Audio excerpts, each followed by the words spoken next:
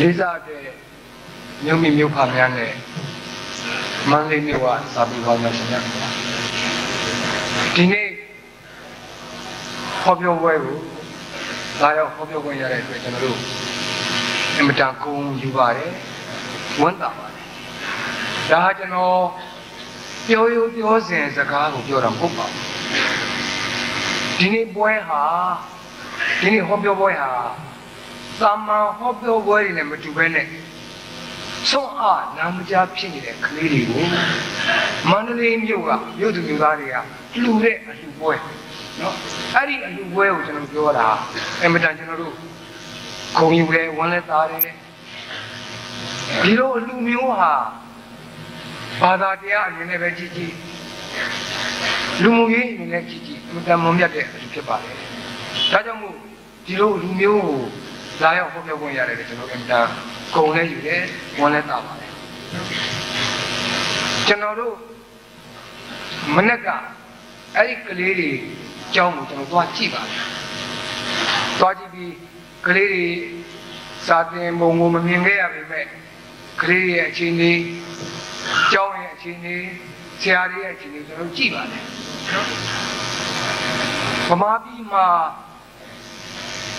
အဲ့လိုကလေးတွေအတွက်ကျောင်းနှစ်ကျောင်းမရှိဘူးဒီကျောင်းကရန်ကုန်မှာရှိတဲ့ Mary Chapman ကျောင်းလို့ခေါ်တဲ့သာသနာပြုအဖွဲ့ကထောင်ထားတဲ့ကျောင်းနောက်တစ်ကျောင်းကမန္တလေးမြို့မှာရှိတဲ့ကျောင်း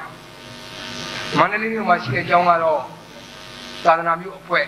လက်အောက်မှာမဟုတ်တော့ပါဘူးကျွန်တော်တို့အစိုးရနဲ့မန္တလေးမြို့ဖာတွေရဲ့အားပေးမှုအုပ်ချုပ်မှုအောက်မှာရောက်နေတဲ့ကျောင်းအဲ့တော့မြန်မာပိုင်းတဲ့ကျောင်းမြန်မာလူမျိုးတွေထောက်ပံ့တဲ့ကျောင်းဆိုလို့ရှိရင်ဗမာပြည်မှာဒီကျောင်းတစ်ကျောင်းမရှိပါဘူးဒါကြောင့်ဒီကျောင်းဟာဒီကျောင်းကိုဒီလိုခုလိုမန္တလေးမြို့ကအားပေးတာကိုကျွန်တော်တို့အများနဲ့ဝန်တာတယ်ဒီပွဲမှာကျွန်တော်တို့ပါတယ်ဆိုတော့ကျွန်တော်တို့ဝန်တာပါတယ်နော်ကျွန်တော်မန္တလေးမြို့ကိုရောက်တဲ့အခါကျတော့အခုတစ်ခေါက်လာတဲ့အခါကျကျွန်တော်ဝန်လဲတာဝန်လဲနေဝန်တာတယ်ဆိုတော့ဘာဖြစ်လို့လဲဆိုတော့မန္တလေးမြို့မှာအရင်တုန်းကတလောကမြကြီးလောင်ခဲ့လို့ပြာဖြစ်သွားတဲ့မန္တလေးမြို့မှာတိုက်တာအင်ဂျီတွေမိုးပြန်တိုက်ကြီးပေါ်ထွန်းတာကိုမြင်ရတယ်လို့ကျွန်တော်ဝန်တာတယ်ဝင်နေတာက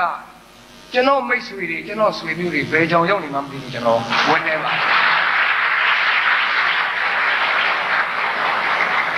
မယန်းကြံတာရုံပဲရောက်နေလားအောင်ပင်လေကံပေးပဲရောက်နေလားကျွန်တော်ဟိုလိုက်မရှာရသေးပါဘူးကျွန်တော်ရှားอยู่ပါဒါကြောင့်မို့ကျွန်တော်ဝင်နေပါတယ်ကျွန်တော်စစ်မဖြစ်ခင်စစ်ပြီးကာစားက1945ခုကျွန်တော်အသက်15နှစ်ဂျပန်တော်လှန်ရေးလုပ်လို့ဂျပန်အထက်မှာပြီးလို့ကျွန်တော်15နှစ်သားမှာကျွန်တော်ဒီရောက်တယ် underground ကနော်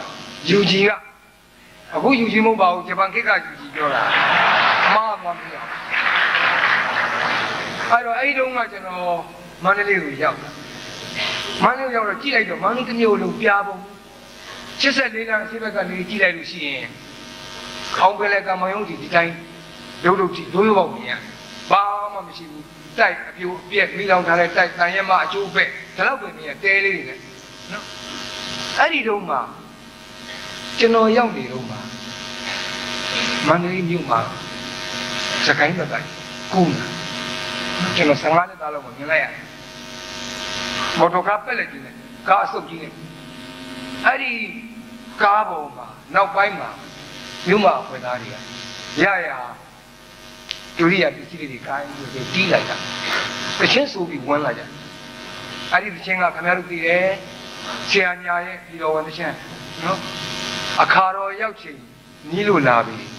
တော်တော်မနှမတို့အသေးဆွဲချင်းမိတ်ဆွေခိတ္တခွဲလို့မြို့မှာနဲ့အတူတကွလိုက်ပါနိုင်စေအောင်စီရွန်းနာကြပြီချင်းပြီးတော်ဝင်မယ်လေဆိုပြီးတော့ဒီ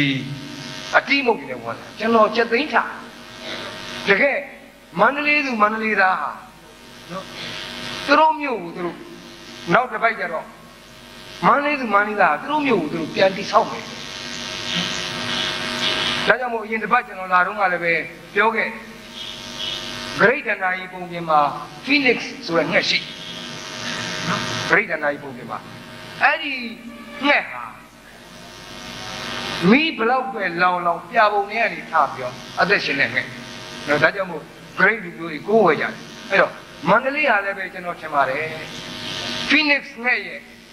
အင်အားနဲ့အာမန်နဲ့ပြန်ထူထောင်လို့ရှိရင်ကျွန်တော်ဆွေမျိုးကိုကျွန်တော်ပြန်တွေ့လိမ့်မယ်လို့ကျွန်တော်ထင်ပါတယ်နော်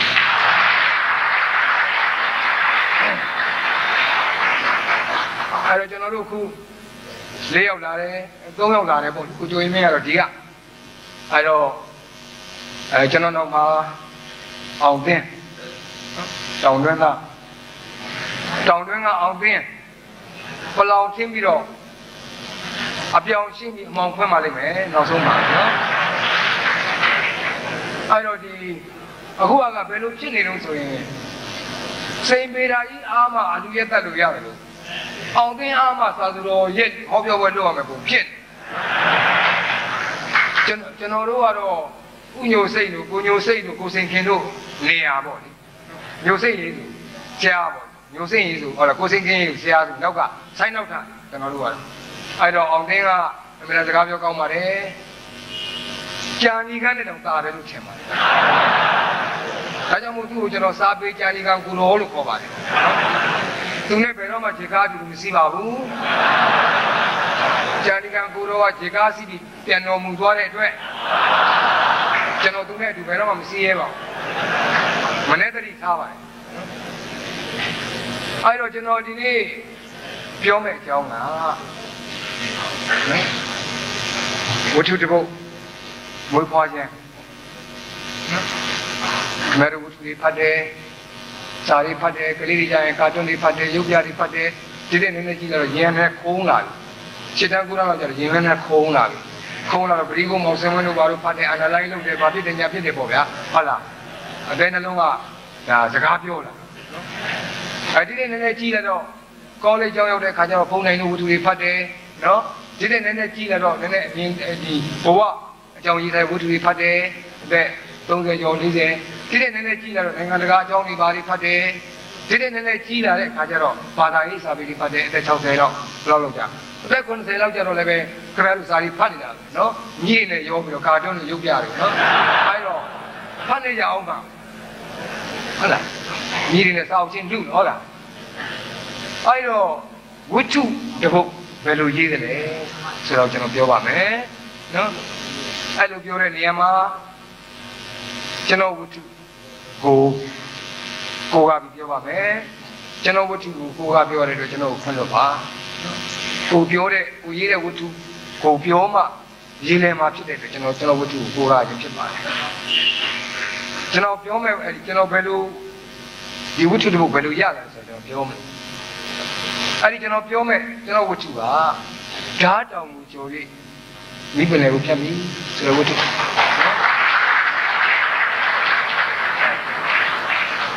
ဒီဝတ္ထုကိုအခု73ညင်ရိုက်ပြီးသွားပါပြီ။မြန်မာလို73ညင်ရိုက်ပြီးသွားပါပြီ။84ခုနှစ်ကဂျပန်ပြည်မှာဂျပန်လိုထုတ်ဝေပြီးပါပြီ။မကြာမီမှာအနောက်နိုင်ငံမှာအင်္ဂလိပ်လိုထုတ်ဝေပါမယ်။နော်။မြတ်လေးရဲ့မုံမြင့်အောင်ရဲ့ကောလိပ်နေဝင်ရဲ့ကက်ဆက်သွင်းခဲ့ဘူးလေ။နော်။တလုံးကမနစ်လောက်က6အုပ်တွဲရုပ်ပြထွက်ခဲ့ဘူးလေ။မန္တလေးမှာဗမာပြည်နာမည်မှာမောင်ရအောင်ကခဲ့ဘူးလေနော်အခုကျော်ဟင်းကရုပ်ရှင်ရိုက်ပြီးသွားပါနော်9နှစ်လောက်ကြာကျော်ဟင်းရိုက်ဘာတွေလုပ်နေမှတော့မသိဘူး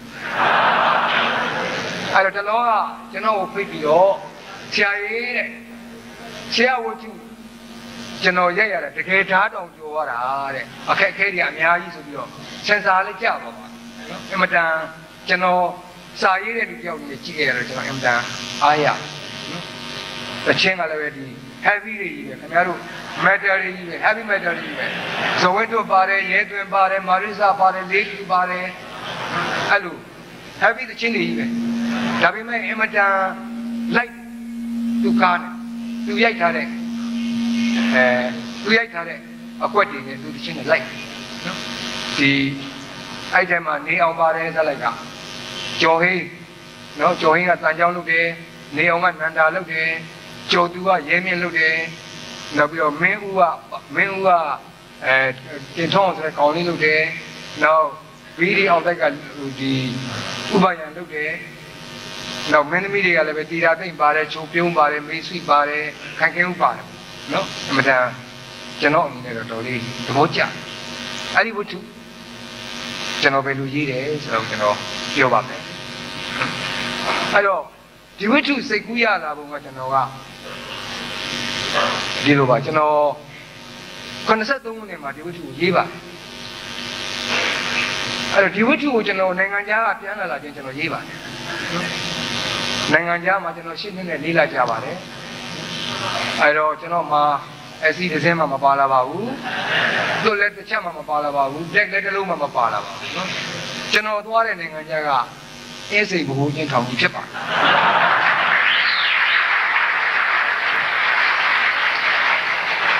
အဲ့တော့အဲ့ဒီမှာမော်စကိုကိုကျွန်တော်ရှင်းနေလေးလာကြပါတယ်အခုတော့မော်စကိုလို့မခေါ်တော့ပါဘူးအခုနယူးယောက်လို့ခေါ်ပါတယ်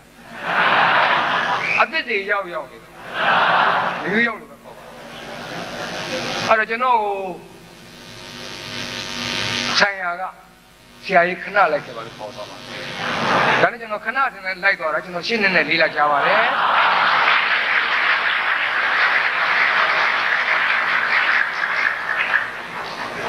အစားကဒီလိုကြာမှဒီပင်လိုက်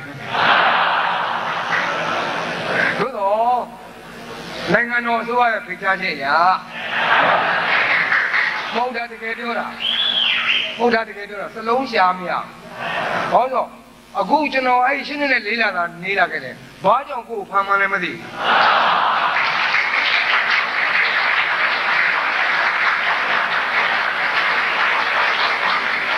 အဲ့ဒီတော့ကျွန်တော်ကစိတ်သက်သာအောင်နိုင်ငံတော်အစိုးရငါ့ကိုချစ်လို့ဖိတ်တာပဲလို့ကျွန်တော်အဲ့လိုပဲကျွန်တော်ထားတယ်အဲ့တော့ကျွန်တော်ရှင်းနေလေးလာကြားတယ်ကျွန်တော်သွားတော့ကကျွန်တော်သားအငယ်ဆုံးက2လသားအငယ်ဆုံးကကျွန်တော်ထွက်လာတော့ဒီကောင်8နှစ်နဲ့6လရှိသရုပ်ထာတန်ကျောင်းသားနော်ဒီကစပင်ကအရှိကိုဝဲအင်းကြီးကသတင်းစာစက်ကူချုပ်ဝတ်ထားတယ်လို့စာရင်းနဲ့နော် I love you you love me say peace ဘာညာစာရင်းဒီဘောင်းမီရလည်းပဲဖလဲနဲ့စင်ကြီးတော့ဘောင်းမီဒီခြေတော့ကအပွားကြီးနဲ့ဒီခြေချင်းဝတ်ကအပွားကြီးစင်ကြီးတော့ပြောကဖြစ်တဲ့လူဝတ်တဲ့ဘောင်းမီနော်စင်ကြီးတော့ဘောင်းမီနဲ့ဒီခပတ်ကလည်းပဲဒီခပတ်ကောင်းမှာ007 James Bond သူကြည့်လိုက်တော့သူကင်တဲ့တနက်ကလေးကြည့်လိုက်တော့လည်းပဲဒီချန်တွင်းမှာရေပက်သူပြုတ်ကလေးနဲ့6လုံးတနက်ကလေးနဲ့အဲ့ဒီပြုတ်ကလေးကြည့်လိုက်တော့လည်းပဲဒီတနက်ကလေးပေါ်မှာရေပက်တဲ့ပြုတ်ကလေးပေါ်မှာ007 Bond James Bond ကျွန်တော်ကဗမာပြည်မှာဘယ်ချိန်ငါမရှိတော့မှာ visit မြန်မာကြီးရလုပ်ပြီးတော့ပုံမိမနဲ့ကိစ္စများသွားမှာလို့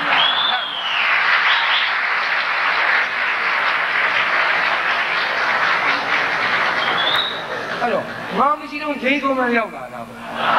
ဂျိန်းဆုံးရောက်လာပြီကိုမိမနဲ့ကိုနဲ့သူနဲ့ဘယ်ချိန်များကိစ္စများသွားလဲဟုတ်တော့ကိုသားလို့မထင်ရဘူးသူဝစ်စားထားတာလားနော်တခါသူနဲ့သူကလည်းကျွန်တော်အကဲခကျွန်တော်သားနဲ့ကျွန်တော်ချစ်နေတယ်ကျွန်တော်လည်းသူ့ကဲခငါသားမဟုတ်ရတာသူကလည်းငါအဖေမဟုတ်ရတာပေါ့ဒီဘဲနာကြီးတိုးနဲ့ငါအဖေနဲ့ကတ်တယ်ဘဲနာကြီးပါလို့ပြောအောင်းမေးမှာပဲကြည့်ရတယ်နော်အကဲခဒါနဲ့9ရက်လုံးသူနဲ့ကျွန်တော်နဲ့သူကကျွန်တော်ကို9ရက်လုံးအဖေလို့သိမှမသိဘူး9ရက်လောက်ကြော်တော့မှငါမေ့ဖေပါကွာဟုတ်တယ်ထင်တာပဲဒါနဲ့ကျွန်တော်အဲ့ဒီမှာသူကရှင်းနေ6လရှိနေပြီဒီတန်းကြောင်ကဖြစ်နေတော့ဒါကျွန်တော်တို့သားဖာစကားပြောကြည့်စကားပြောလို့လေသားဖာ2ယောက်ကစကားပြောလို့မရဘူးဘာသာစကားချာသူပြောတဲ့စကားလည်းကိုနားမလဲကိုပြောတဲ့စကားလည်းသူနားမလဲကျွန်တော်ကပြောတယ်ငါဒီနေ့ကျတော့ကျွန်တော်တို့သားဖာလမ်းလျှောက်ထွက်သွား သားရဲ့လို့ဒီမော်စကိုမှာအနေကြသွားတော့ကွာလို့မျက်စိကလည်းပိုးမုံလာတယ်လို့အဲ့တော့ကိုရှိကသွားနေကောင်းလေးနဲ့ကောင်းပါလေဘယ်ဘက်ကကောင်းနေလဲဘယ်ဘက်ကကောင်းပါလေသူကကျွန်တော်ကိုခုံးပုံလက်ပေါက်ပုတ်ပဲအောက်ကနေသွားနေမှာပဲဒီလိုလည်းမမေးပါနဲ့မှတ်တာပဲတော့မမေးလိုက်ပြဒီဘက်ကပဲဒီဘက်ကဖလားကျွန်တော်ဘာမှမသိလိုက်ဘူးသူပြောတယ်ကဘယ်ကကျွန်တော်မေးတာဘယ်ဘက်ကကောင်းနေလဲဘယ်ဘက်ကကောင်းပါလေလဲမေးတယ်သူကဒီဘက်ကပဲတယ်ဒီဘက်ကဖလားပဲနောက်မမေးနဲ့ကျွန်တော်လည်းကစာရေးဆရာပြီးဩဟုတ်လားကွာမသိတော့လည်းပဲစာရေးဆရာပြီးသိအောင်ဆောင်လိုက်ရတယ်ရောဖြီးလိုက်ရတယ်ဒါနဲ့အဲ့ဒီမှာတခါသူနဲ့ကျွန်တော်လည်းဒီစုလေးဖျားလမ်းလျှောက်သွားတော့ကောင်မလေးတယောက်ဝစ်စာဆင်းပြတာဒီပြမင်းလေးနဲ့မတူပြန်လာသူကအဲ့ဒီခါကျတော့ကျွန်တော်မမေးအောင်သူကကျွန်တော်ကိုလက်တူအဖေပါလို့သူ့သိတာငါပဲသိတယ်အဲ့ဒါကြက်ပြီးကြက်မင်းကြက်ကဖဏကြီးစီးလို့ပါလားကြက်ကျွန်တော်နားမလဲသူပြောတဲ့စကားကျွန်တော်နားမလဲဘဲလည်းနားမလဲဖလားလည်းနားမလဲကြက်လည်းနားမလဲဘာမှကျွန်တော်နားမလဲအဖေရလည်းဗျာတဲ့ဒီဥပဒေတွေပါတက်ပြီးတော့ရှင်းနေတွေပါလေလိုက်ပါဝတ်လုံတွေပါလေလိုက်ပါလားသိအဲ့လိုဆိုဝက်ထောမှာခုကစာရေးဆရာလို့ကသိဝက်ခန်းတာပဲဟာဘာတွေပြောမှမသိဝက်တယ်လားဗျာကြက်ရပဲဝက်ရစုံသွားတလုံးမှကျွန်တော်သူပြောတာညနားမလဲဒါနဲ့တခါလေးကြာရင် तू ကကျွန်တော်သူ့ခိုင်းလို့ရှိရင် तू သိမကြိုက်လို့ तू ပြောရင်ဘာပြောသွားဆိုစိတ်ဓာတ်ဟာကျွန်တော်ပြောတယ်မထင်ဘူးပေါ့ဒီကောင်ငါခိုင်းရင်စိတ်ဓာတ်ပဲဆိုဘာပါလိမ့်မယ်နားမလဲအော်တော့ကြကျွန်တော်ကလိုက်ဆိုတော့မဟုတ်ဘူးတဲ့အဲ့ဒါခမရကိုအဲ့ဒါကလေးကဟိုဟင်းလုပ်နေတာတဲ့ခမရကိုကန်းနေတာတဲ့သိလားအဲ့တော့အော်ဒီလိုဆိုရင်ဟေးမင်းတော့ငါ့ကိုစိတ်ဓာတ်မပြောနဲ့တော့ဒီဘာမှပြောနောက်တော့ခိုင်းတော့ဘာလို့ဆိုအရစ်ပဲအရစ်ဆိုတာလည်းကျွန်တော်ပြောမှမသိသေးဘူးစိတ်ဓာတ်တော့သူမပြောတော့နောက်ကြအဲ့ဒီအရစ်တိတ်ပဲလေကျွန်တော်သိလာတာပေါ့ပြီးတော့နောက်မင်းအရစ်လို့မပြောနဲ့ဘာအောင်မင်းလေကျွန်တော်သူကလည်းမပြောတော့နောက်တော့ခိုင်းတယ်ဘာဆိုကိုအိုင်မဲတလုံးပြီးတလုံးအစ်စ်တွေပေါ်ပေါ်လာတယ်နော်အရင်ရောကိုယ်ရောစိတ်ဓာတ်ရောကျွန်တော်တလုံးမှနားမလဲဘယ်ရောကြည့်ကဲမင်းနဲ့ငါအဖေနဲ့သားနှစ်ယောက်ကြားမှာဘာသာစကားချနေတယောက်ပြောတာတယောက်နားမလဲအဲ့မင်းကွာလို့ဒီလောက်တောင်ဖြစ်တယ်မင်းဒီစကားတွေမပြောပါနဲ့မင်းမေးတိုင်ပရိုင်ပေါ့ဗျာဘာရိုက်ပရိုင်ပေါ့ဗျာခက်တော့တာပဲမင်းလမ်းသေးဖြစ်ပြစ်ပရစ်ကဲဒီလောက်တောင်ဖြစ်လာတဲ့ကောင်လာစမ်းกว่าဆိုပြီးကျွန်တော်သူ့ကိုခေါ်ပြီးတော့သူ့စီမှာကျွန်တော်3လတော့မှတင်နိုင်တက်ပါတယ်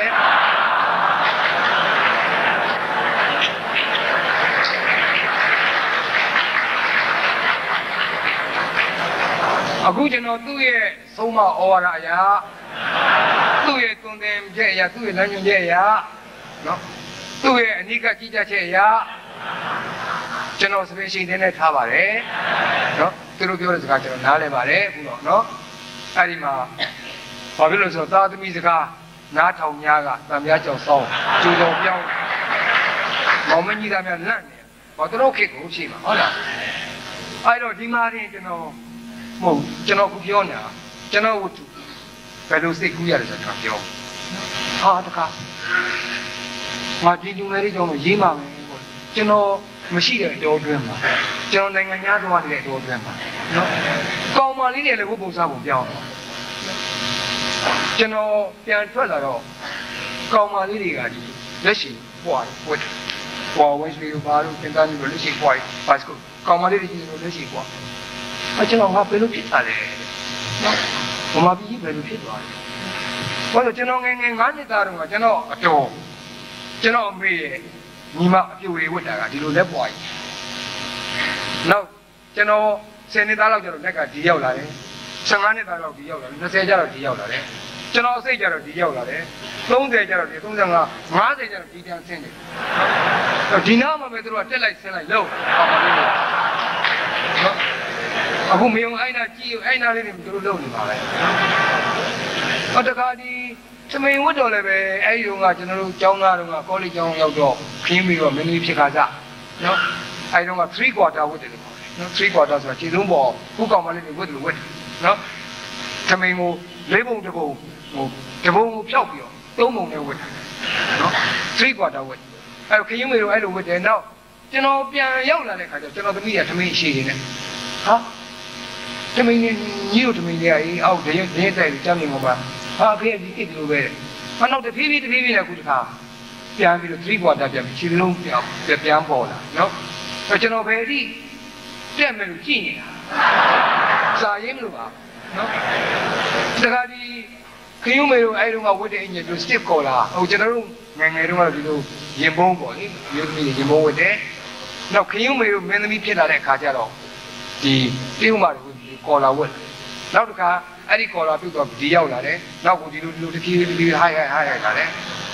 ကျွန်တော်အဲ့ဒီမှာလည်းကျွန်တော်စောင့်ကြည့်နေတာပဲစာရင်းလို့မြမရင်ကြီးကိုအကြောင်းရင်းလို့ဒါပေမဲ့သူတို့ကပါဒီနားလေးမှာပဲသူတို့တက်လိုက်ဆင်းလိုက်တော့အဲ့တော့နောက်ကကလာလာတွေမမျောနဲ့အပေါ်ပြန်တက်အောင်ပါ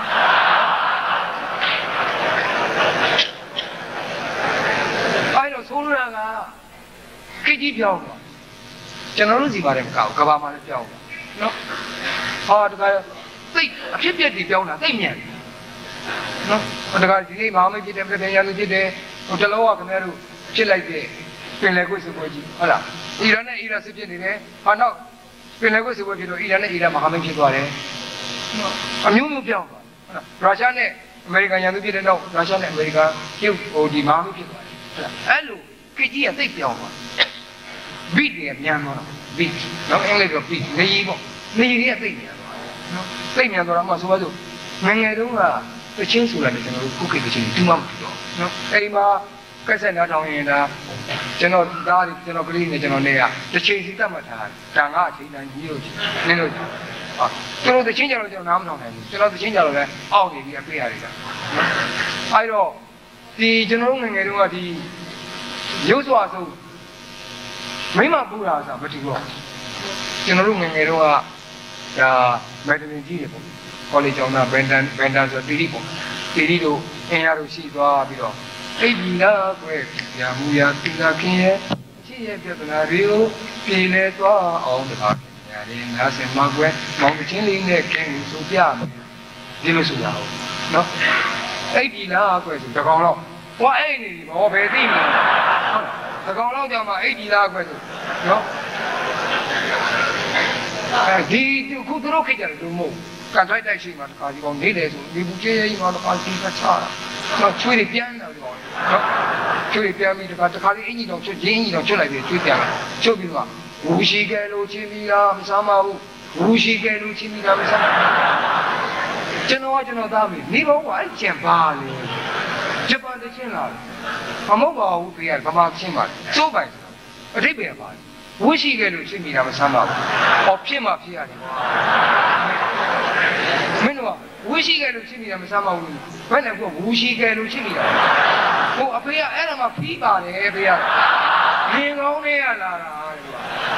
အဲ့လိုသူတို့ခေတ်ကပြောင်းသွားကျွန်တော်ပြောချင်တာနော်ဖီးကသိပ်မြန်သွားကျွန်တော်တို့ခေတ်တော့ခုန3ရက်စီဟုတ်လားအိပ်ပြီလားကွဆို3ရက်စီနဲ့ပြောတယ်သူတို့ခေတ်ကျတော့ဒီလိုသွားဒီတည်းသိပ်မြန်ပြောင်းတာနော်ဟာဒီနေ့ဝင်ကြီးဖြစ်တယ်မနေ့ပြန်မော်စကိုရောက်တယ်နော်ဟာဒီနေ့မော်စကိုရောက်တယ်မနေ့ပြန်ကျတော့တိတ်ထောင်တန်ကန်ထွက်ရတယ်နော်ခေတ်ကြီးကအပြောင်းလဲတွေသိပ်မြန်နော်အဲ့တော့ဘိတ်ကသိပ်မြန်နော်ဒါကြောင့်မို့ကျွန်တော်အဲ့ဒီမှာလေဒီခေတ်လူငယ်တွေအကြောင်းရေးမှာပဲဆိုပြီးတော့ကျွန်တော်စိတ်ကူးရဒါစိတ်ကူးဘုဒ္ဓဘုံမွေးဖွားဖို့တရေတီးတာစိတ်ကူးရစိတ်ကူးရပြီမဲ့ကျွန်တော်ဇာတ်လမ်းမရှိဘာရေးရမှာလူငယ်တွေအကြောင်းရေးမယ်ကျွန်တော်သားပါဝင်ဒီကကြီးရဲ့ရှင်းတန်းကိုယ်ကလေးတွေဒီကကြီးရဲ့ကောလိပ်ကျောင်းကကလေးတွေဒီကကြီးရဲ့လူငယ်တွေကျွန်တော်တို့ဒီဘွဲရတဲ့လူငယ်တွေတို့အကြောင်းရေးမယ်ဆိုပြီးတော့စိတ်ကူးရလူငယ်တွေတော့အဲ့ဒီအချိန်မှာဒီလူငယ်တွေကနံပါတ်4လို့ပါလို့စဖြစ်နေတာဒီတိုင်းတော့တို့လူငယ်တွေကြောင့်လို့ရေးမှာပဲဒီပြဿနာဟာ social problem နော်လူမှုရေးကိုကျွန်တော်သားတယောက်ပြဿနာမဟုတ်ဘူးသူသားတယောက်ပြဿနာမဟုတ်ဒီလုံးမှာဖြစ်နေတဲ့ပြဿနာအဲ့တော့ဒီလူငယ်တွေဟာအနာဂတ်မှာသူ့အကြောင်းတော့ငါရေးမှာပဲကျွန်တော်သိကူးရပါတယ် တို့တော့ဇလန်းမရတယ်အဲ့တော့ဇလန်းမှာကျွန်တော်ဒီလိုစဉ်းစားရင်တနေ့ကြတော့ကျွန်တော်မိတ်ဆွေအရာရှိကြီးညွန့်ကျုပ်ကျွန်တော်ကြောင်းနေတဲ့ငယ်ချင်းအဲ့ဒီတော့အခုပဲဆင်ယူသွားပါဒီကြီးပေါ့တွေ့ရင်ကျွန်တော်မလည်းလမ်းလျှောက်ဝင်သွားတယ်ဝင်သွားတော့သားဖာနေအောင်ရဖြစ်သူက RID second year YIT ဘူးဟုတ်လားဘုရား RID second year မင်းကငါပြောတယ်မလားဟမ်ဒီစပင်းရှိကိုမင်းကငါဖြတ်ပါလိမ့်မယ်ငါပြောပြီးတော့အခုဖြတ်ဘေးကလည်းပြတ်ပါမယ်ဘေးကမလို့ချင်ဘူးကွာခုပြမကြည့်ချင်ဘူးလေဒီစပင်းရှိတဲ့ကောင်ကမကြည့်ချင်ဘူးသူကဟိုကောင်ဆောင်းနဲ့တွက်သွားဆိုတော့သူကလည်းဒေါ်လေးကမ်းပြီးတော့ဒီကောင်ခက်တယ်လေအခုကြည့်စပင်းရှိထားဟုတ်လားကျွန်တော်အဲ့တော့မေးဒီကောင်စပင်းရှိထားတော့ဘာဖြစ်လဲဘာဖြစ်ရမှာလဲဘာလို့စပင်းရှိထားရမှာလဲမဟုတ်ဘူးလို့ကျမ်းမာရေးအတွက်မထိခိုက်နော်ဘုံလူမင်းသားကိုလူမြင်မကောင်းအောင်ဖြစ်နေကပြောပါလို့သူတို့ခင်တယ်လို့ထိုင်ရောက်တာဘာဖြစ်နေလဲကျွန်တော်တို့အဖိုးတွေခေတ္တကတီဘောခေတ္တကဟာလားဘေးတွေခေတ္တကရောင်ထားတယ်လို့ကျွန်တော်တို့ဖေများခေတ္တတော့ဗရင်ထားတယ်လို့ဘူကီထားတယ်လို့နော်ကျွန်တော်တို့ဖေများဆိုလို့တယောက်ပဲရှိတာပါဟုတ်စကားဥပမာပြောဒါကြောင့်အမေပါဒုက္ခရောက်နေပြောရှင်းတာအဲ့တော့ကျွန်တော်တို့ဖေများခေတ္တကဘူကီထားတယ်ဘိုးရှိတုန်းကမျက်နှာကြည့်ဘိုးလို့အဲ့တော့ဘိုးတွေထားတယ်ဆိုတော့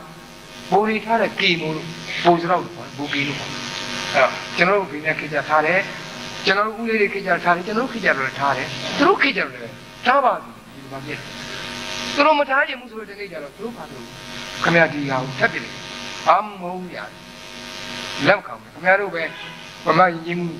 အပြူသားရင်ချင်းမှုထိနေရမယ်ဘာညာလို့ပြောပြီးကျွန်တော်ကလေးတွေမြောက်ပြီးတော့မဟုတ်ဘူးဆိုမရဘူးဒါတနေ့ကျတော့ဘာဖြစ်တုံဆိုတော့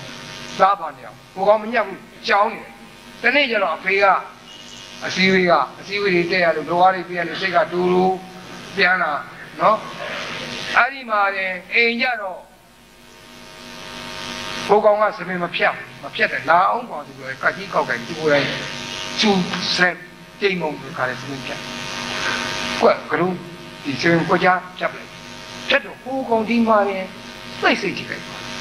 သူကောင်းနေတယ်နော်ဒီဘက်တိုင်းထိုင်မှုစာကြိုးစားတဲ့စေတန်းတွေမှာ 3D နဲ့အောင်တယ်ဟုတ်လားကောလိပ်ရောက်တော့ RIT ရောက်တော့လဲ YIT ရောက်တော့လဲပဲသူဟုတ်လားအကုန်ကြီးတွေပဲအများအားအောင်တယ်ဒီစပင်ရှင်လေးထားတာဂီတာတီးဒါလေးကိုဒီတော့အဖေကသူ့ပုံမှာဒီလောက်ချုပ်ချင်ရတာ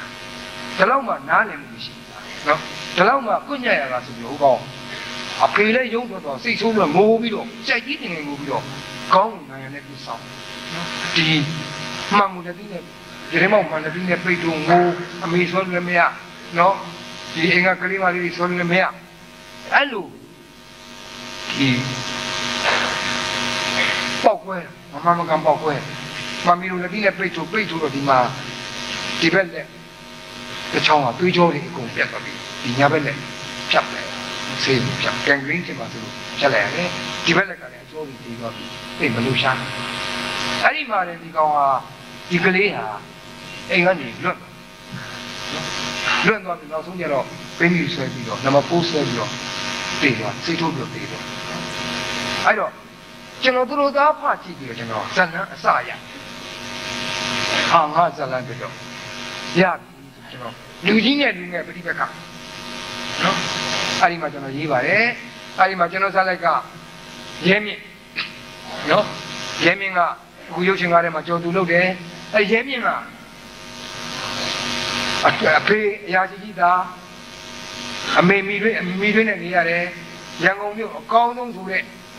နော်တကုံအထက်ကကျင်မှာနေတယ်ဒီကောင်10တန်းကြတယ်နှခါသုံးခါကြတယ်ပထမတစ်ခါကြတယ်ဒုတိယခါဘီနဲ့အောင်နေတတ်တဲ့တစ်ခါကျတော့အဲ့ဒီဘီပါပြန်ပြုတ်သွားတယ်နော်အဲ့တော့ဒီမှာနေဒီကောင်စိတ်ညစ်ပြီးတော့အိမ်ကလည်းဆူတော့ဒီမှာစိတ်ညစ်ပြီးဒီကောင်စိတ်လိစားတော့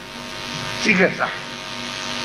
တော့ကနေပြီးတော့ဒီကောင်ဘင်းမြူထက်တော့ငါစိတ်စမ်းတယ်ငါယောက်ျားငါလူငယ်ပဲဟဲ့လားပါရမှာဘာဆွဲမလဲဆိုတော့ဆိုင်နေဒီကောင်ဆွဲတော့အင်္ဂါပစ္စည်းယူရောင်းအဖေနာကြီးသူ့နာကြီးရောင်းတယ်အဖေနာကြီးခိုးရောင်းတယ်ငါကက်ဆက်ခိုးရောင်းတယ်စသဖြင့်အကုန်ဝယ်စားပါရောင်းချပြီးဒီကောင်ပြက် ပြဲနောက်ဆုံးဒီကောင်ဘယ်ရောက်သွားမလို့ရင်းမြင့်ကဟိုးယူရီးယားနဲ့ဗမာနယ်စပ်နိုင်တောင်ဆိုတဲ့ရွာလေးတွေရောက်နော်အဲ့ဒီမှာလည်းနိုင်တောင်မှာကျွန်တော်အဲ့ဒါကြီးပေါင်းရည်တာနိုင်တောင်ကိုကျွန်တော်တစ်ခေါက်ရောက်တယ်နိုင်တောင်ကတဝဲရဲ့အရှိပဲတောင်ရိုးပေါ်မှာရှိအဲ့ဒီမှာကလေးတွေအများကြီးဗမာပြည်ရဲ့အညွန့်ဘူးလူငယ်လေးတွေနော်15 16 17 18 19 20 30 15နဲ့30ချမ်းဘာလုပ်နေလဲသူတို့ပြည့်စည်ပြီးတော့နမဖူးဆွဲပြီးတော့အဲ့ဒီမှာအထမ်းလိုက်ကြအငါအထမ်းလိုက်မောင်ကိုငယ်လေးလာပြီးတော့သူ့ကိုလာငါတယ်အဲ့ဒီအထမ်းလိုက်တယ်ဒီဘက်ကပစ္စည်းတယ်တဲ့ဒီဘက်ကပစ္စည်းပြန်တယ်တဲ့ရတဲ့ပတ်စံတွေသူအဲ့ဒီမှာနမဖူးရှိအဲ့ဒီကလေးတွေ့အဲ့တော့ကျွန်တော်ရဲမြင့်ကကျွန်တော်စားလိုက်ရဲမြင့်ကအဲ့ဒီရောက်သွားတယ်ရောက်တော့အဖေကတော့မခေါ်ဘူးပေါ့တော်ပြီဒီတော့ပြက်ဘယ်တော့မှအကောင်းဆုံးကြောင်းထားတာလည်းမရဘူးအဲ့တော့အိမ်ပေါ်အတက်မခံတော့ဒါပေမဲ့ဆွေမျိုးတွေကမနေနိုင်ဘူးအဲ့ဒီတော့ကဲသူ့ဖေကတော့ခေါ်မှာမဟုတ်ဘူးငါတို့ဆွေမျိုးတွေကပဲခေါ်မယ်ဆိုပြီးတော့ဆွေမျိုးတွေကပတ်စံစုပြီးတော့သူ့ဦးလေးအငယ်ဆုံးကိုနန္ဒာကိုလွှတ်လိုက်ကဲရော့နန္ဒာသူပတ်စံစုပြီးပေးလိုက်အဲ့ဒီဘက်မှာရှိတယ်ကြားတယ်တော့ခေါ်ခဲ့ဆိုတော့နန္ဒာလိုက်နန္ဒာကဘယ်လိုလဲဆိုတော့ဒီရုပ်ရှင်ထဲမှာတော့နေအောင်လုပ်တယ်ပေါ့လေနန္ဒာကရန်ကုန်တက္ကသိုလ်က BSc ideology နဲ့အောင် ideology နဲ့အောင်မစ္ဆာပြီလားငါးတွေလေ့လာတဲ့ဘာသာရပ်နဲ့အောင်လားဒါပေမဲ့ပလဲနဲ့ငါသွားလို့ရုပ်တော့လည်းမရလေဘက်ကသွားတယ်လည်းတင်ပဲမရတော့ဒီကောင်ဘာလုပ်လို့ဆိုနန္ဒာလမ်းဘေးမှာချပြီးစောင်းအောင်ကြောင်းနော်ရန်ကုန်မှာခင်ဗျားတို့မြင်မှုလိမ့်မယ်ပါစုရမှာ39လမ်းမှာဘူချုပ်လမ်းမှာမော်တော်လေးလမ်းတောက်မှာနော်အဲ့ဒီမှာကျောင်းနေတဲ့လူတွေကပွဲရတယ်အများစုကပွဲရတယ်နော် history MA ရတဲ့ကောင်နှစ်ကောင်ပါတယ်ကျွန်တော်အဲ့ဒီမှာတွေ့တယ်နော်အဲ့ဒီမှာရှိပညာတက္ကသိုလ်ဘာမှအလုပ်မရှိဘူးလမ်းဘေးမှာချပြီးတော့စောင်းအောင်ကြောင်းနော်အဲ့တော့နန္ဒာကအဲ့လိုဒါနဲ့နန္ဒာလိုက်သွားသူကကြပြားလေးပါရက်ဆက်စာလေးပြည်လေးဝါငါပါတယ်ဒါနဲ့သူလိုက်တော့တွေ့တော့သူ့ကိုပြန်ခေါ်တယ်ရဲမင်းချောကြီးတစ်ခါ6ကြီးလေးနဲ့ပြန်ခေါ်လာတယ်ရန်ကုန်ကိုဆက်လေးနဲ့ပြန်တယ်လမ်းမှာမုံတိုင်းမိတော့ဆက်လေးပြဲတော့နောက်ဆုံးကျတော့နန္ဒာသတိရတယ်ကြည့်လိုက်တော့ကျွန်းတုံးမှရောက်တော့ကျွန်တော်ဇက်ကအဲ့ဒီအစရုပ်ရှင်လည်းအဲ့ဒီအစပြီးတော့မှဇက်ကြောင်းပြန်ကျွန်းတုံးမှရအောင်ဒါကသူ့တကိုယ်လုံးကိုယ်ပေါ်မှာကြောက်ဆောင်နေကြမှာလဲပြီးတော့ဒီကိုယ်ပေါ်မှာဒီကျဝန်ကစုကောင်ကြီးတရွာကတဲ့ကောင်ထောင်တောင်းချီတဲ့အဲ့ဒါဝန်ကစုတွေအများကြီးရှိအောင်ဒိမေဒိရလို့ကြည့်လို့သူကိုယ်ပေါ်မှာဝန်ကစုခါချပြီးကြောက်ဆောင်နေကြတဲ့ဒီတဲ့နဲ့ရှောက်ရေးစားတယ်ပထမရေးတော့ဘယ်နဲ့ကန်းစားတန်းတဲ့သူအုံးမင်းလေးရှိတယ်အုံးမင်းလေးကြည့်လိုက်တော့အုံးလေးတွေတွေ့တယ်နော်အုံးမင်းမှာအုံးလေးတွေတွေ့တယ်ဒါပေမဲ့အုံးမင်းမတက်တာအောက်မှာအုံးလေးရောက်တွေ့တယ်ကိုနန္ဒာအုံးလေးမခွင်းတာဒါမရှိရန်ကုန်တက္ကသိုလ်က BSc အောင်လာတဲ့ကိုနန္ဒာဒီအုံးမင်းမတက်တာ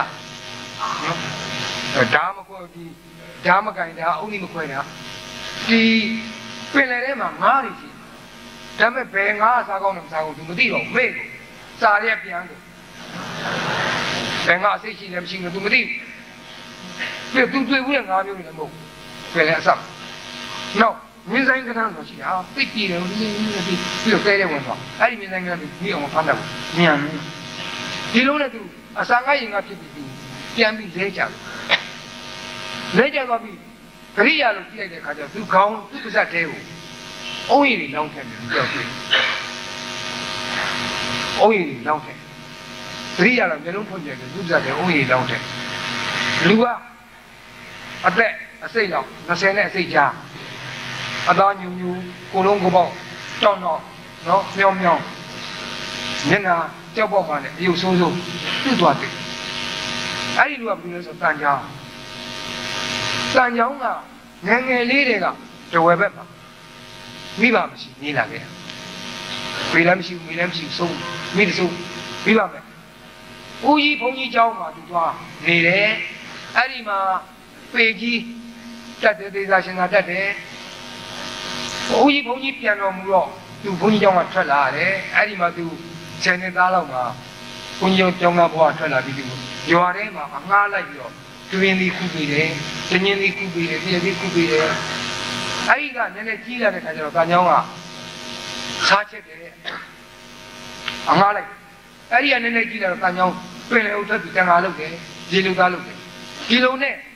သူ့ဘဝကိုယုံလာရတဲ့ကံကြောင်းအခုဒီဆက်လေပေါ်မှာသူကဆက်လေကူလီလူကမပြပါလာသူလည်းကျွန်းမောင်ရောက်ကျွန်းမောင်ရောက်တော့အဲဒီမှာတန်ချောင်းကနေပြီးတော့သူ့ကိုစားကောင်းတဲ့အရွက်ကလေးတွေပေးတယ်စားမောက်ရှိရအိုင်ကိုသူလိုက်ပြတယ်နောက်မိုးခါရှိအောင်ကူတစ်ခုကိုခေါ်ရတယ်တန်ချောင်းကနေတိုင်းကြောက်ခဲလေးစီးထားဒီနေ့တစ်လုံးတန်ချောင်းမင်းဘာလုပ်တာလဲဆိုတော့ကျွန်တော်တို့ဒီကျွန်းမောင်ရောက်တဲ့ရက်ကိုရီးတွက်လို့ရအောင်အလုံး30ဆိုရင်ရက်30အလုံး40ဆိုရက်40အညောတစ်လုံးစံညောအမြဲတမ်းမီးပွတ်ကိုနန္ဒာကသူကမီးပဲလို့ရတယ်ဆိုပြောပြတယ်လူယဉ်ကျေးမှုမှာမီးကိုစတင်တွေ့လိုက်တဲ့အချိန်ဟာလူဟာယဉ်ကျေးတဲ့ဆင်ရောက်တယ်မီးမရှိရင်တော့ကလူဟာအေးဒဏ်ခံရတယ်အစိမ်းစားရတယ်အမောင်ထဲမှာနေရတယ်မီးကိုလူကမီးဆိုတဲ့သဘာဝတက်လူကနိုင်လိုက်တဲ့ပြန်နဲ့အရှင်သခင်ဖြစ်လိုက်တဲ့ပြန်နဲ့ကိုကမိကိုသုံးချတယ်အဲ့ဒီအမျိုးသားရတာလေချက်ပြုစားလို့ရတယ်အလင်းအောင်ရအဲ့တော့အဲ့ဒီအကြောင်းလေးကို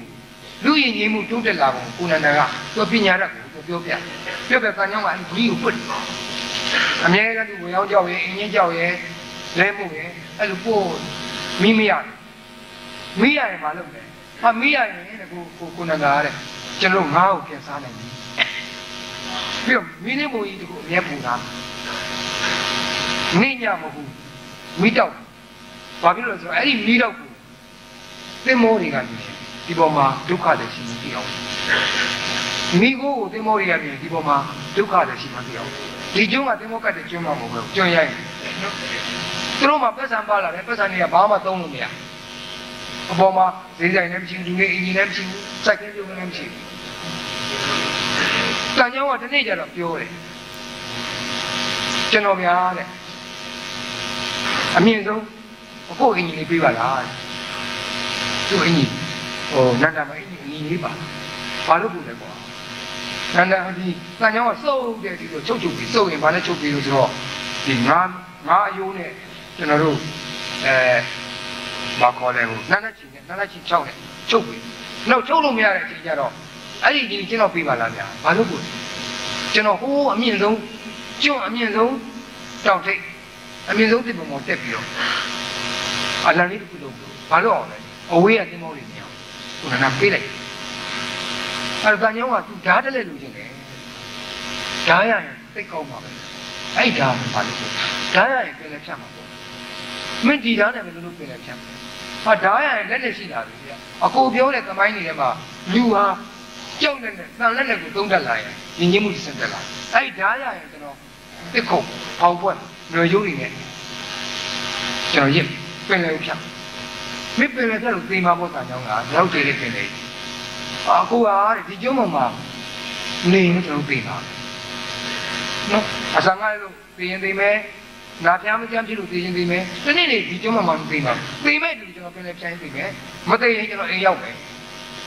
ပင်လေမှာမသိအဲ့ဒါကျွန်တော်တို့ဖြတ်ဒါပဲကျွန်တော်သိတယ်ဒါနဲ့ဒီနေ့သူတို့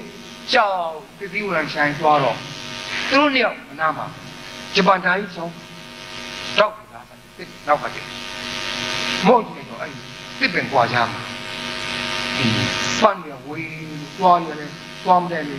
ခါနဲ့ဘွားတင်းငယ်လုံးငယ်လေးဒီဝင်းဖြစ်လို့ကျွန်တော်တို့ကျောင်းထဲဆွေးလို့ဝါလို့ဒီစပယ်နဲ့ရှိဘယ်လောက်ရှိဟာနဲ့ကြီးနေတယ်ကြည့်ရလို့ပြနေဆိုတော့အဲ့ဒါရင်းနေရင်းသွားကျွန်းပေါ်မှာရောက်လို့ဘင်းပြတ်တဲ့ဓာတ်အစာငါရင်ငတ်တဲ့ဓာတ်နောက်တစ်ခါကျွန်းရဲ့ကျွန်တော်ပင်လဲထောက်တဲ့ဓာတ်သိချောက်ချတာကျွန်းပေါ်မှာနေကြောက်တဲ့နေရာအဲ့ဒီချောက်ချတဲ့ဓာတ်ကြောင့်ဒီကောင်ယူနေတော့မသိဘူးသူတို့မှမသိဘူးသူရန်သူပဲထင်တယ်နောက်ကျတော့မှသူ့ဦးလေးနန္ဒာပါလားနန္ဒာဟေးရင်းမြ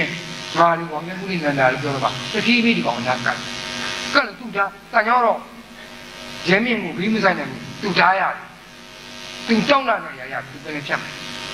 ယ်ရဲမင်းကသူထားလိုက်တော့တန်ကြောမပေးဘူးနောက်ကျတော့ ရဲမြင့်တဖြည်းဖြည်းနဲ့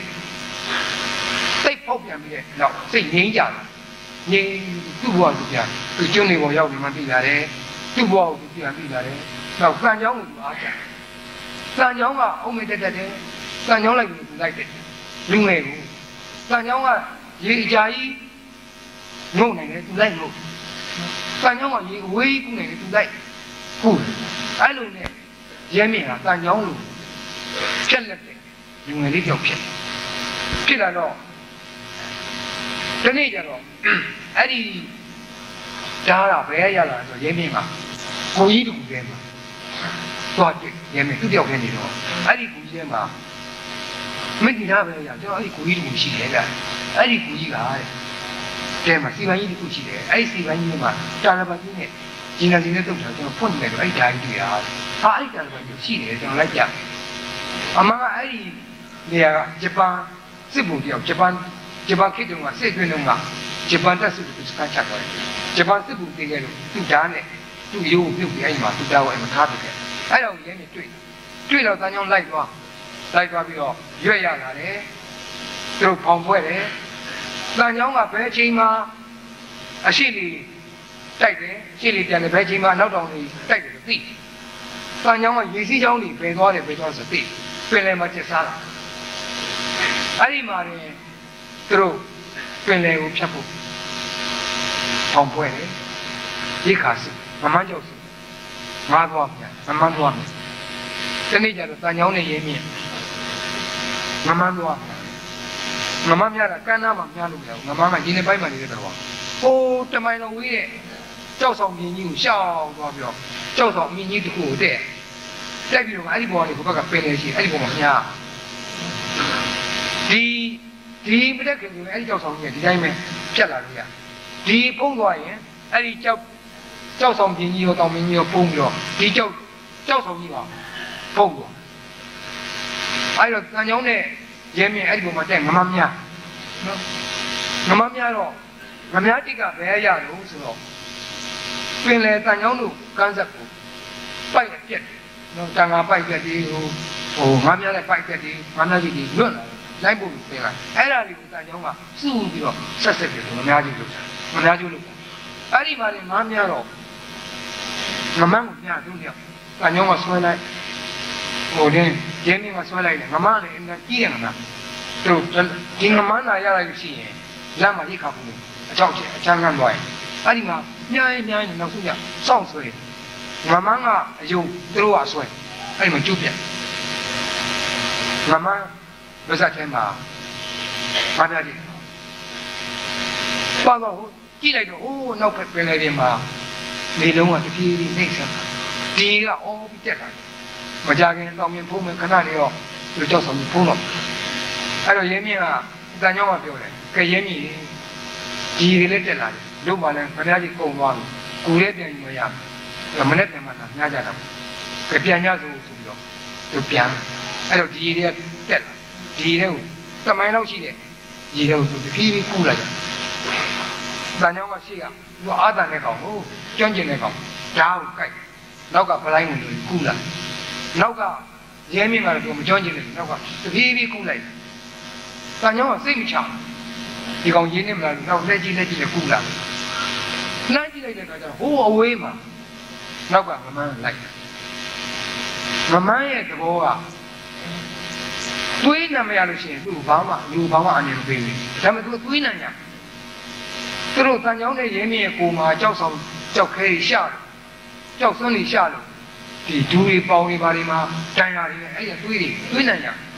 ပြီးတော့ငမန်းကစိတ်ဆိုးနေတဲ့ငမန်းအာကောင်မှာငနာကြီးရှိကြတာမှာအဲ့ဒီမှာသွေးနာညာပြင်းလိုက်လာတော့တန်ချောင်းပြီသူရှိကသွားလိုက်ရင်းမြစ်အစားခံဒါပေမဲ့တန်ချောင်းမသွားဘူးရဲမြင့်မရှိရသွားငါမှဓာတ်ပါ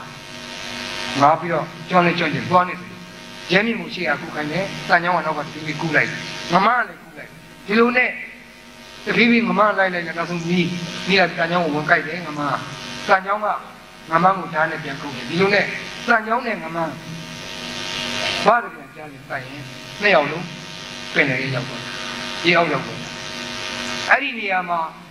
ရဲနေတဲ့နေအောင်ကြီးကြောင့်ရဲနေတဲ့ပြင်လေတဲ့တစ်ဝိုက်မှာတန်ကြောင်းနဲ့တွေးနေတယ်ကွာကျန်တွေးဖို့ကြည့်တယ်ကျွန်းမောင်ရောက်တယ်ကျွန်းမောင်မှာဘယ်သူမှမကြံတော့ကိုနန္ဒာနဲ့ရဲနေမယ်ကြံတယ်သူတို့နှစ်ယောက်ကတန်ကြောင်းမရှိတဲ့ခါဘာမှမလုပ်တတ်ဘူးသူတို့နှစ်ယောက်ဘာမှရေချောင်းလည်းမသိဘူးလေချောင်းလည်းမသိဘူးလေချောင်းလည်းမသိဘူးဘာမှမသိသူတို့ကခေပညာတွေတော့တတ်ပါရဲ့သူတို့ဘဝကိုသူတို့မယုံကံခဲ့ရတဲ့လူတွေပညာတတ်ဘာမှမသိဒီလိုနဲ့သူတို့စိတ်ဓာတ်ကြနေလို့မှာစံကြောင်းပို့ခဲ့တဲ့မိဘကမိအောင်နဲ့ဒီကိုစံကြောင်းတွင့်တင်ခဲ့တဲ့အလံကစစ်ပင်တရားအလံလေးတွေ့ပြီးသင်္ဘောတစ်စင်းကဒုက္ခတွေရှိမှလို့ဝက်ကတဲ့အကပ်ကိုနန္ဒာနဲ့ရဲမြင့်နဲ့သွားတွေ့တယ်သူတို့ယောက်ကိုအိမ်ပြန်ခေါ်သွားတယ်ကိုနန္ဒာနဲ့ရဲမြင့်မိဘဆွေမျိုးတွေနဲ့တွေ့ရတယ်ချစ်သူနဲ့တွေ့ရတယ်တငယ်ချင်းနဲ့တွေ့ရတယ်ရင်ကြီးမှုနဲ့ပြန်တွေ့ရတယ်သို့တော့တန်ကြောင်းကတော့ပြင်လဲအောင်မကြိုက်ခဲ့တကယ်လို့တန်ကြောင်းမသိဘဲနဲ့ပြန်ပါလာရင်လည်းတန်ကြောင်းမှာသွားကြပြီးရှိတန်ကြောင်းမှာမိဘလည်းမရှိချစ်သူလည်းမရှိမိတ်ဆွေတငယ်ချင်းလည်းမရှိတန်ကြောင်းမှာဆုံးရှုံးစရာဆိုလို့နှောင်ကျိုးမှာဘာမှမရှိကျွန်တော်အဲ့လိုကျွန်တော်ဝတ္ထုအဆုံးသတ်နော်ဒါဇလန်ကျွန်တော်ဝတ္ထုစိတ်ကူးရဖို့ပြောပြီးပြီအခုဝတ္ထုဇလန်ပြောပြီးပြီကောင်းပြီဒီပဲချက်ကပါလေခမဝတ္ထုရဲ့ရွေးချက်ကပါလေဝတ္ထုရဲ့ရွေးချက်ချက်ကဒီနေ့လူငယ်တွေပျက်စီးတယ်ဆိုကျွန်တော်တို့အပြစ်တင်နေကြတယ်ဒီနေ့လူငယ်တွေပျက်စီးကြတော့ပျက်စီးလူငယ်တွေပြစ်ဖို့လူကြီးတွေရဲ့အပြစ်လို့အဲ့ဒီဝတ္ထုမှာကျွန်တော်တင်ပြဒီနေ့လူငယ်တွေပျက်စီးရတဲ့အပြစ်ဟာလူကြီးတွေမှာအများကြီးတာဝန်ရှိနေကျွန်တော်အဲ့ဒီမှာတင်ပြပါတယ်နော်နံပါတ်1ရွေးချက်နံပါတ်2ကဒီနေ့လူကြီးနဲ့လူငယ်ကြားမှာ dialogue အင်္ဂလိပ်လိုပြောတယ်စကားပြောဖို့အဖေကအရာရှိကြီးအမေကတက္ကသိုလ်ကခတိကအဖေကအရာရှိလေးအမေက SCD အဖေကရုံးအမေက PhD အဖေကစိုက်ကားသမားအမေကပဲပြီးရောင်းနော်အဖေရောအမေရောတနေ့ကုန်အလုံးလုံးညအိမ်ပြန်လာတော့ဖလက်ပြသားသမီးနဲ့စကားပြောချင်ကြကိုသားဘာဖြစ်မှမသိသမီးဘာဖြစ်မှမသိ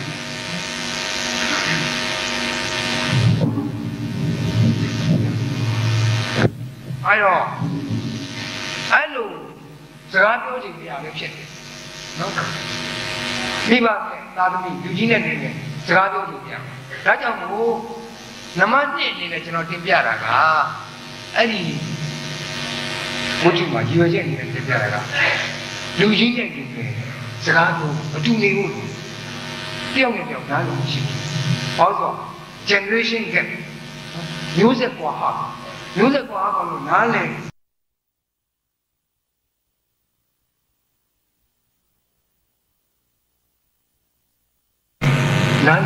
တန်တော့ရှိနေတယ်ကျွန်တော်ပြပြပါတယ်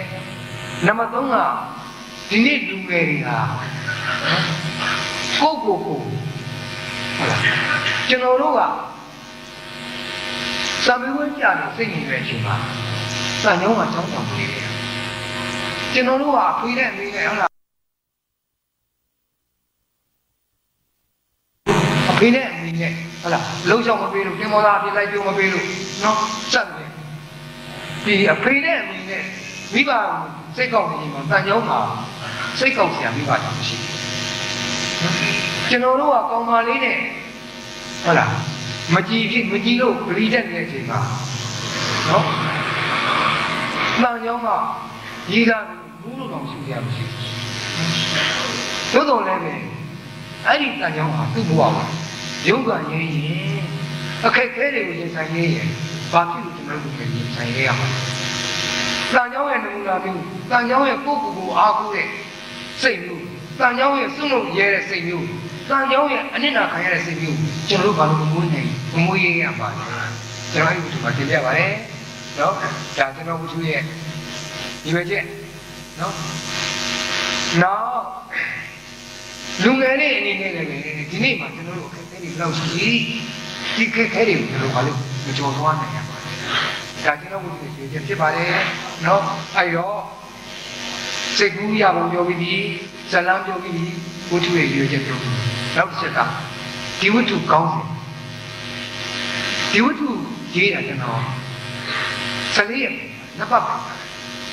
ပေမဲ့ဝိသုကောင်းစဉ်စဉ်းစားတာဘာပြေးရမှာမဟုတ်ဘူးဟိုကစဉ်းစားလိုက်မကြိုက်လိုက်တက်လာတာဝိသုကောင်းစဉ်စဉ်းစားလို့မရတက်လာကြဘာဖိချာလဲတောင်းပြီးရိုက်ကျင်ပြီးတော့ဆရာပြီးတော့ပုံနေဦးများလို့ကျွန်တော်ဝိသုကောင်းစဉ်မကြိုက်သေးဘူးဆိုရင်ကျွန်တော်ဒီနေ့ကြတော့ကြပြားဆောင်လို့ကောက်ပါခဲ့ကြပြားအင်းကြီးတရုတ်ရေးတဲ့လူကကြပြားဆရာလူငယ်အလုပ်သမားတွေတရုတ်လူသမားတွေအဲ့တော့ तू ကဘာကြောင့်ရေးလို့ဆိုတော့တရုတ်ပြည်မှာအဲ့ဒီကကြာကျင်ဆိုတဲ့ဒီနာမည်ကိုရှိတယ်ပိုးလုံးကနိုင်ငံခြား expert တွေပေါ်မအောင်ဘယ်သူတွေပေါ်မအောင် geologist တွေပေါ်မအောင်နောက်ကြတော့တရုတ်ဥပါစီကကြီးသူတို့တရုတ် engineer ကြီးတရုတ်လူမိုင်းတူးလိုက်တဲ့အခါကျအဲ့ဒီဟာစမ်းပြီးရရအင်္ဂလန်ကြီးတဲ့ဒီနာမည်ဖြစ်သွားနိုင်ငံခြားကို export လုပ်ကြတယ်ဒီနာမည်ဖြစ်နော်အခုတရုတ်ပြည်ဟာဒီနာမှာ export အများကြီးလုပ်ဒုတိယလိုက်အာရေဗီးယား sorry အာရေဗီးယား Middle East ပိုင်းတရုတ်ပြည်ဟာဒုတိယရောက်အဲ့လိုဒီနာမည်ကြီးကတော့အောင်တော့တနေ့ကျတော့အဲ့ဒီရဲ့ဒီနာမည်မိလောင်တံဝေးပိုက်ပေါ့ gas ပိုက်ပေါ့မိလောင်တော့မိတာဒီလုံးမှရှိတဲ့အကောင်းဆုံးမိတာပွဲတွေပုံမျိုးကမိတာပွဲတွေလေးနဲ့နဲ့တော့မရဘူးဒီနာမည်တွေပြီးတော့ပေါ့ဟိုကျွန်တော်က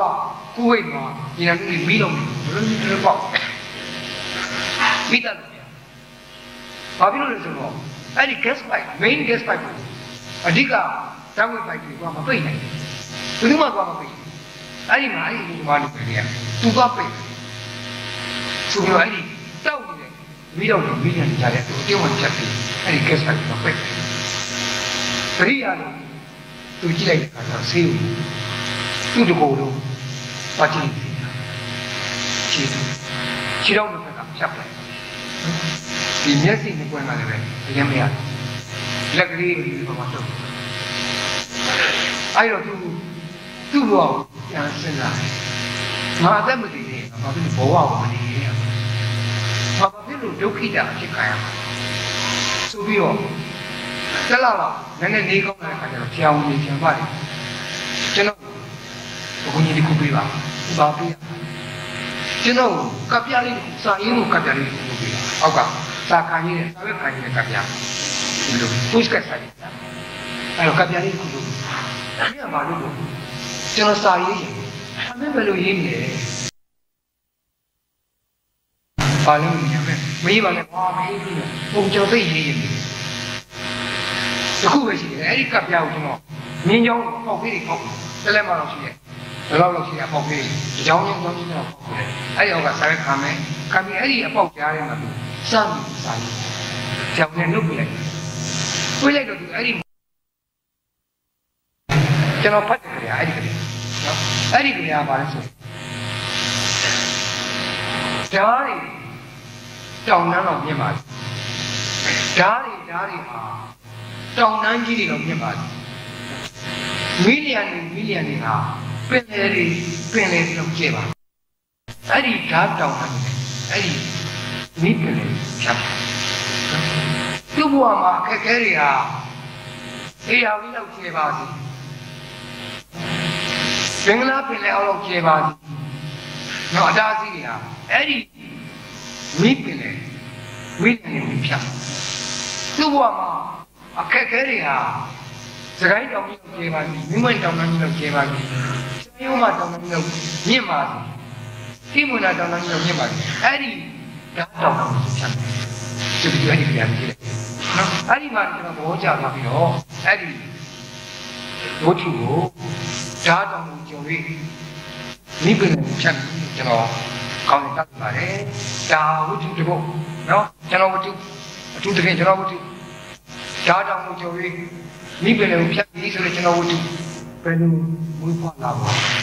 ဟိုကျင်းပြောခြင်းဖြစ်ပါတယ်နော်အဲ့တော့ခုလိုဒီက နားထောင်ကြလိုက်တော့ကျေးဇူးတင်ပါတယ်မန္တလေးဟာအမတန်အရေးကြီးတဲ့မြို့ဖြစ်တယ်မန္တလေးပြောက်ရင်မြန်မာပြောက်သွားတယ်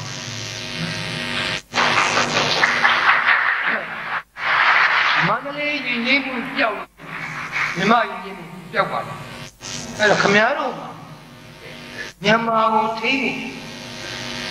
မြန်မာရင်းနှီးမှုထိနေအခက်ခဲတွေဟာဓာတ်တောင်တော့မြန်မာလိမ့်မယ်အတားကြီးတွေဟာမိပင်တွေတော့ကျေပါလိမ့်မယ်သို့တော့ဒီခက်ခဲတွေဖြတ်နိုင်ပါသေးကျော်လွှားနိုင်ပါသေးနောက်တစ်ခုကကလေးတွေဆွမ်းအားနာမကြကလေးတွေအပိဓာန်ကိုထုတ်တယ်လို့